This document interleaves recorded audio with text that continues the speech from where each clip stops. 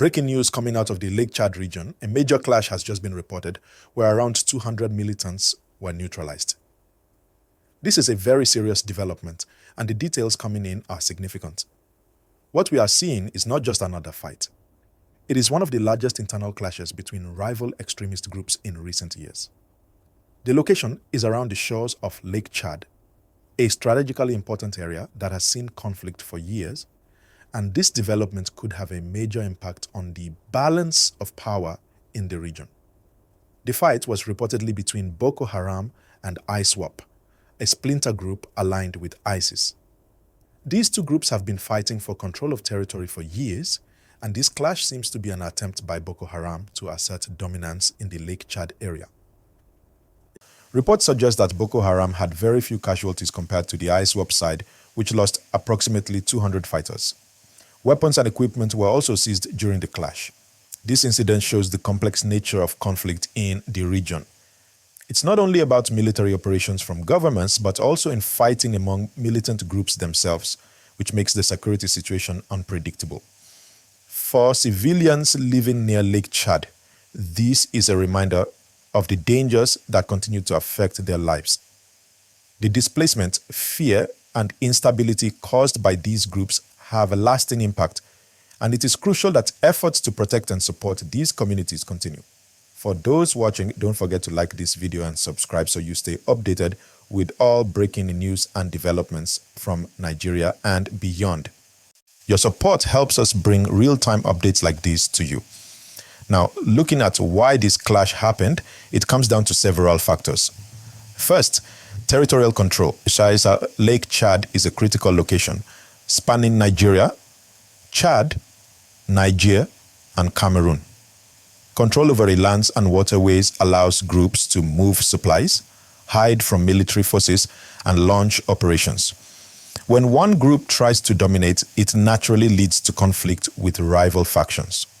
Second, there is an ideological divide. Even though both groups pursue extremist agendas, ISWAP has aligned itself more closely with ISIS, positioning itself as a purer form of the movement. This ideological difference fuels rivalry, making clashes like this more likely. Also, military pressure from regional forces could have triggered this internal fight. When security forces increase operations in an area, rival groups may see an opportunity to strike each other, weaken their opponents, and take control of more territory. This is a strategy they have used repeatedly in the past. The implications of this event are significant. The loss of 200 fighters could temporarily weaken ISWAP in the Lake Chad region, giving Boko Haram a short-term advantage. However, Boko Haram is also fragmented, and even a temporary advantage does not guarantee long-term stability. For the Nigerian military and the multinational joint task force, this presents both an opportunity and a challenge. It is helpful when extremist groups weaken each other, but it can also complicate intelligence gathering and operations because the landscape of control is constantly changing. For civilians, the situation remains serious. Even though one side may be weakened, the conflict creates ongoing insecurity, displacement, and humanitarian challenges. Many people living near Lake Chad are already facing poverty and limited opportunities, which makes them vulnerable to recruitment by extremist groups. Any change in control can affect their lives directly, whether through increased violence or displacement. As we continue to follow this story, it's important to remember that the numbers we hear, like 200 militants neutralized, are from intelligence sources and may not be fully verifiable. It's possible they are overestimates or underestimates, but the clash is clearly a significant event. The next few days and weeks will be critical to see how both groups react and whether regional forces can take advantage of this moment to improve security in the area. Don't forget to like this video and subscribe. It helps us keep bringing you important updates as they happen, and your support allows us to continue reporting these real-time developments.